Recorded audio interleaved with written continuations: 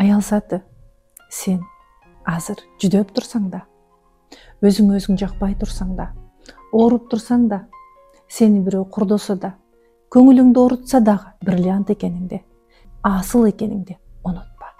Дүйнөдөгү баар жакшыга ылайыксың, алсыз жансың. Алла таалам сен тарапта болгону аракет кыл.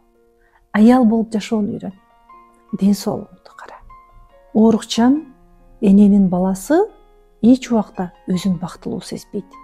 Эне оорусу менен алышкандай эле бала дагы эненин оорусу менен алышат, кичинекей болсо дагы.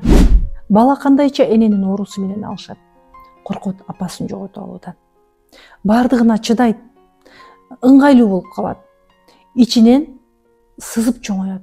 Эне кантип чыдайт бала үчүн? Күйөөсү таяктаса да чыдайт. Ден соолугу бузулуп кетсе дагы бар аракетин көрөт эне байкуш. Бирок сенин ошол абалыңдан балаң бакыт таппай атпайбы? Балага бакыт тартуулоодо аял кандай болуш керек? Биринчи өзүнө көңүл буруш керек. Бала энени көргөн кезде кубаныш керек. Ал үчүн эненин эмоциялары жарык болуш керек. Эне дагы өзүнө өзү жагып туруш керек. Эне бактылуу болгонду балага үйрөтөт.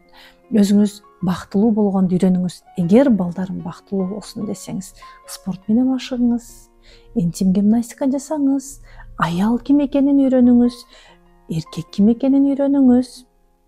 Айымдар, азыр өнүккөн заманда жашап атабыз. Илгерки заман жок. Сиз Z муундун балдарын тарбиялап атасыз. Эгер сиз дагы татыктуу эне болом, балдарым бактылуу болсун десеңиз, анда билим алыңыз. Сиз казандан башыңыз чыкпаган кезде, өзүңүздү унуткан кезде балдарыңызга эч убакта бактылуулукту үйрөтө албайсыз. Айым сыры курсума келиңиз, бардыгын аласыз.